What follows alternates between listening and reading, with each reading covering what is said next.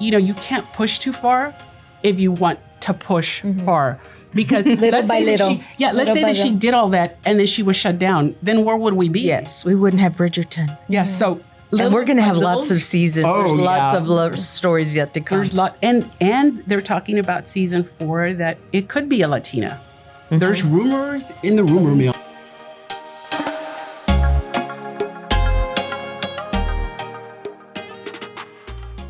Hello and welcome to Nosotros, the podcast about Mexican-American politics, history, cultura, y más, brought to you in part by the Gámez Law Firm.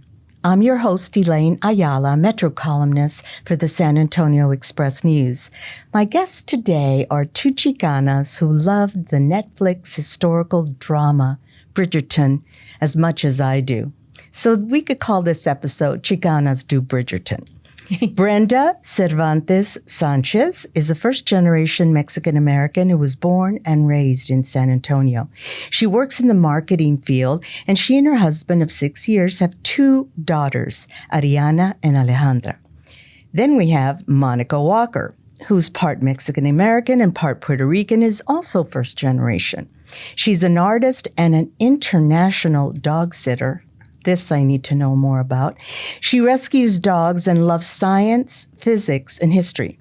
She has 2 sons and curates art exhibits. At the end of this broadcast, she'll tell us a little about that one.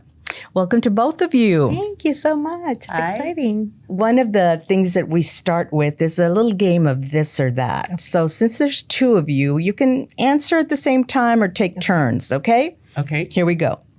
Queen Charlotte or Lady Danbury? Lady Danbury. Lady Danbury. Me too. Okay, here's another one. Lord Anthony Bridgerton or Simon, the Duke of Hastings? Simon. Oh, God, you're after my own heart. Yes. I'm with you too. Penelope Featherington or Eloise Bridgerton? Ooh, that's a tough one. I'll say Eloise. Penelope. It's a tough one. Mm-hmm. It is. It is. Okay, this is a fun one. Brimsley or Mrs. Varley? Brimsley. Mrs. Varley. I think I'm with you. Yes. Okay.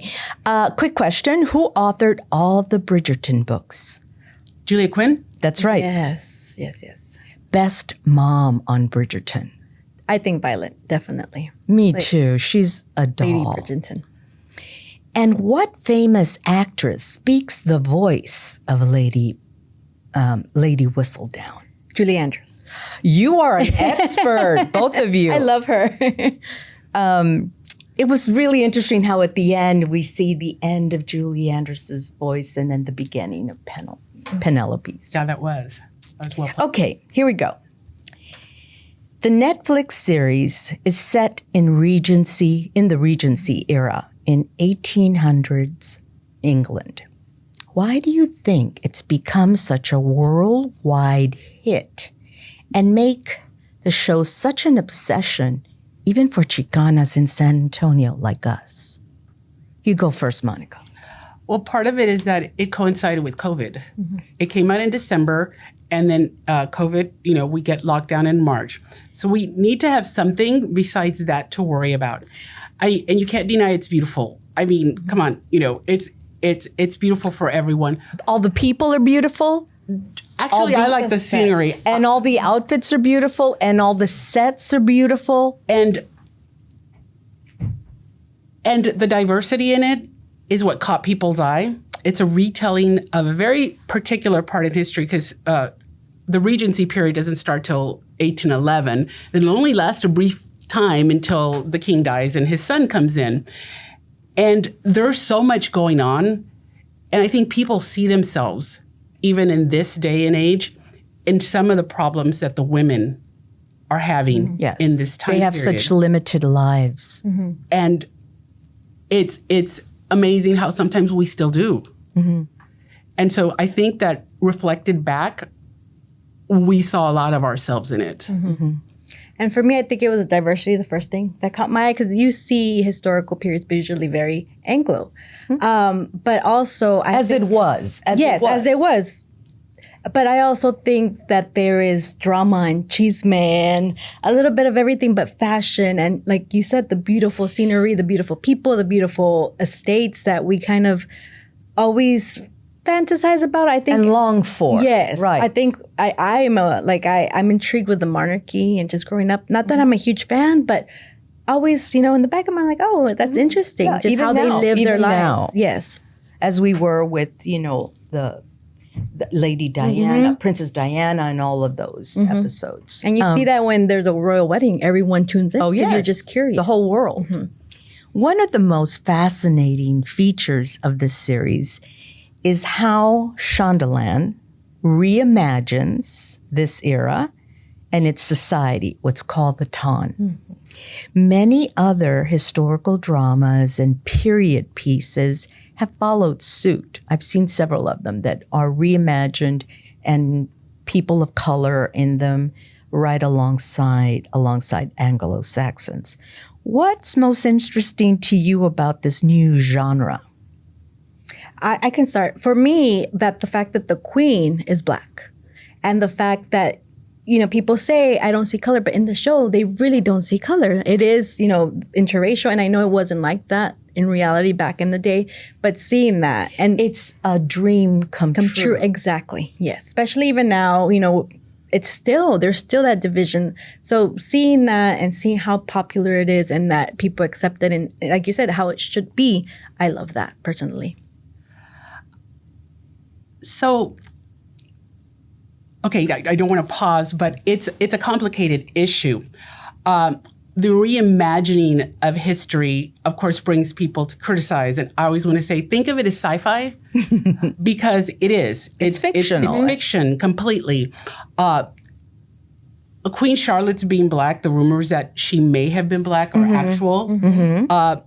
One of the things that I love to look at it because what was the sister, not the sister, the feathering took in that girl.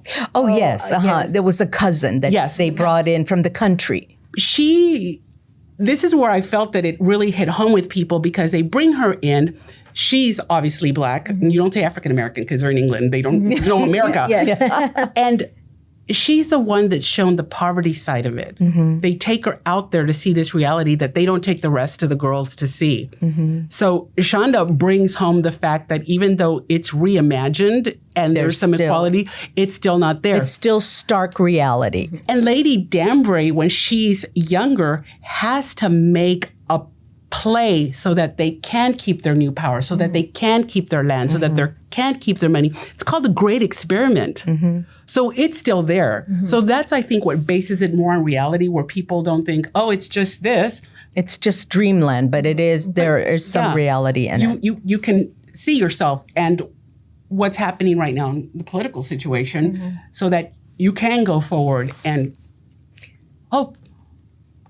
There is a lot of diversity in the show, but I don't see very many Latinos. I think the exception might be Mr. Suarez, who appears briefly in part of the three-way love triangle between Benedict Bridgerton and Lady Tilly Arnold. If you had some advice for Shonda Rhimes or other producers of the show, how would you integrate the series with some plausible Latino characters, and where would they come from in that period? I'd love to hear this from you because I've thought about this a lot. Yeah. Okay, So for me, I would love for it to be from Mexico. My dream character. There are ships. Yes, I know. They can make it happen. And one of the characters talked about being in New Orleans, and he's in London, so there's travel. And It's doable, New yes. Orleans was a direct connection to San Antonio, in fact. and I would love to see Salma Hayek as one of the mamas. Oh, wow. I would love that, You're yes. even casting it. Yes. Good on you. I was thinking about who might be a good daughter, but I would love to see her as a mama. Okay. So I have a whole different view. Uh-huh. And I have it because everything that's there so far is plausible. The slaves had been freed just a little time before. England had colonized India. The Asians that are showed, England had also colonized Asia. But England did not do anything in Mexico or South America. And they would have to bring a real plausibility or do something else to explain how the Mexicans or whoever they chose, Argentinians, or anybody would come into London. London and England didn't have anything to do with that part of the world. The most plausible thing to me was if they used the Caribbean, because the Caribbean, the pirates, the armadas, everything was there. Well, huge. Sir Francis Drake, all of them in that time period. I mean, Mexico had just started its fight for independence in 1810. So it's not even completely what we think of Mexico as today.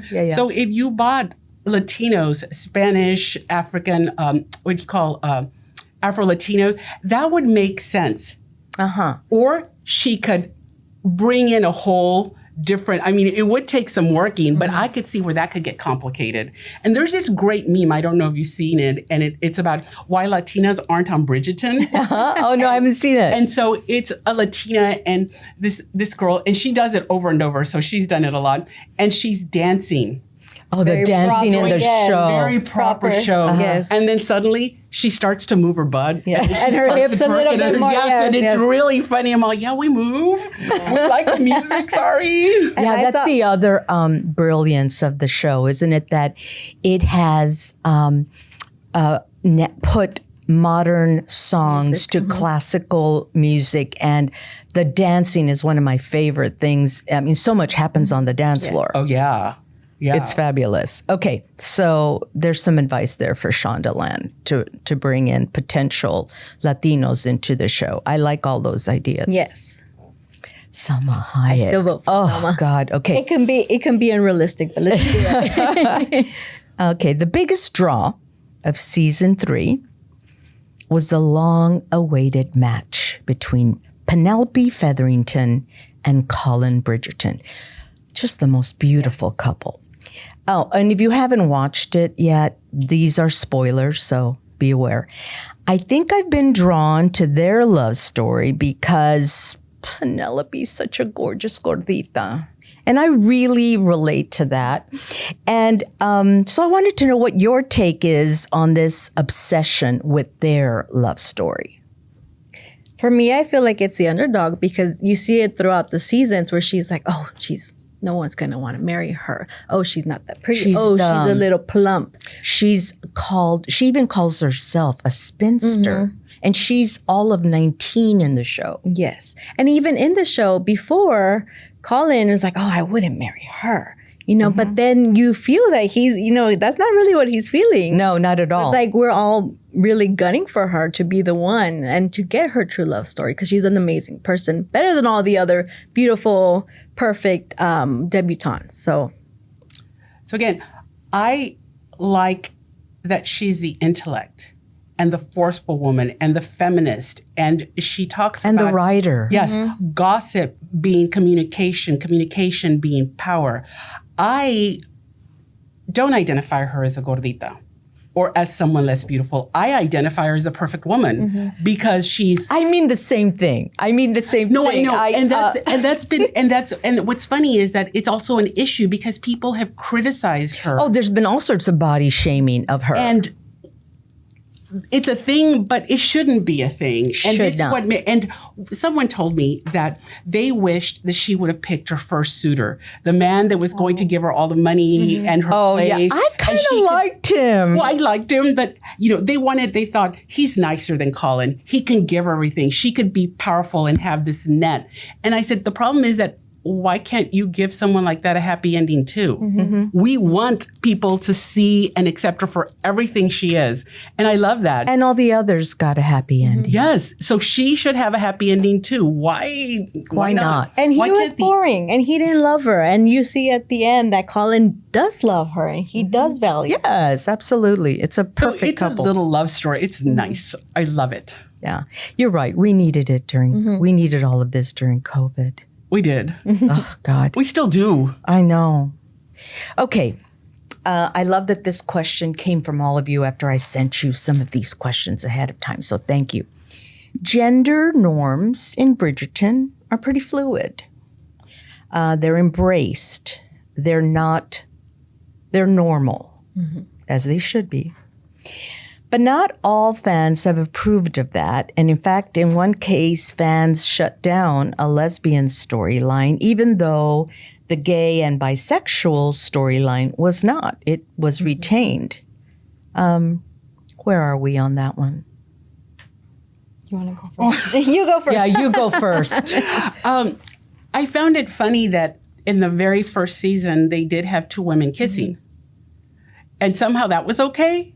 Because, the brother was at the place and everybody was kidding. He was having sex with women. But when they gave it a serious overtone, people... Like a relationship overtone. That was not. And I was all, what makes something more not acceptable than something else? What is it that drives us to... It's still unequal. Yeah. And the show responded to that. And shut it down. And shut it down. And that's disappointing. It was. But of course, the one thing I did tell someone is, you can't push too far if you want to push far. Because little by little. Let's say that she did all that and then she was shut down. Then where would we be? Yes, we wouldn't have Bridgerton. Yes, so... And we're going to have lots of seasons. There's lots of love stories yet to come. There's and they're talking about season 4 that it could be a Latina. There's rumors in the rumor mill, in the gossip. Yeah, it's going to be interesting to see. And I don't have this as a question, but it is really disappointing that we have to wait all 2 years before we get another. But I think it's part to get us to rewatch again and again, because that's where the money is made. And I know that even now there's a huge push of Bridgerton season 3 fans to get Bridgerton up on the list of rewatched stories. So right now, the third most watched Netflix story is about Dahmer. And they're pushing for like Bridgerton. Let's beat Dahmer. Yes. So that's where we are. Nice to know that we're trying to push something positive against something, that's our other side. Yeah. So it's nice to hear. And for me, I think at the beginning when they did show the two female, I think it was more like it's okay because it's for the male, the male gaze. Yeah. So because if it was a true lesbian couple, it would be for each other and their love. So it's not. That was in the brothel setting, right? Yeah. When he was out that's there totally acceptable. Yeah, of course. A woman can whatever. She's an object. She's an object. Not. I do hope that they push it a little more next time. Like, why not? But it's reimagined. Why not? Yes. Okay. Here's another spoiler for our audience. Yes. Lady Whistledown, the gossip, the columnist, the writer is finally revealed, and she's our beloved Penelope. So how do you want Lady Whistledown to proceed? And I love that she calls herself a columnist now. Second, what would Lady Whistledown be saying about San Antonio's chisme scene? So I can go first. So I think I would love for her to be, I say this aloud, but it would be allowed to continue. And I think she has the passion to push and say, even if they try to, get her not to do it, that she can push. And even if it's just, more giving the voice to the other debutantes. I would love to see her with Eloise and they do something together and push education. And Eloise is so bright and she's such an intellectual as well, although she's heading off to Scotland now. So. Because her as well. And I know in one of the seasons she said, what if I want more? And this is the opportunity to show what that more can be. There could be several other writers in the mix too. Yeah, and so women in that era that were intellects were called blue stockings. And when I was a little girl, I used to want to be a blue stocking. I didn't know that. Yeah. And I think she should be a columnist, like you're a columnist. I don't think, because my favorite line in that show to this day is, gossip is information. Information is power. And we always think of women as gossiping, yet men share information. They gossip, I'm sorry, more than women, Yes. but they do it in like, I have to tell you about this because you may do business with them or they're this and you need to know this.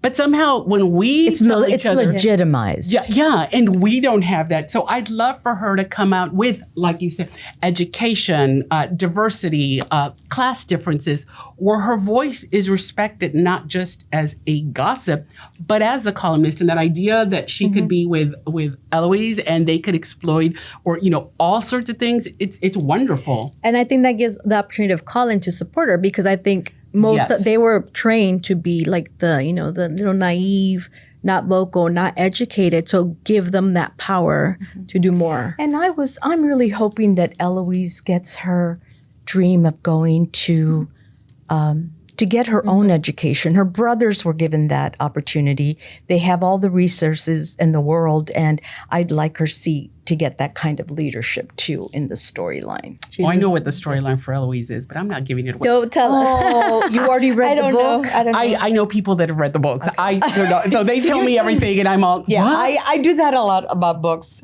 Tell me about the book. I don't need to read it. Just tell me. I'm like, okay, but don't tell me anymore because I want to guess. And in my head, it didn't play out that way. So it's just fun to see. Can you give us just a little hint? Because we're about wrapping up here.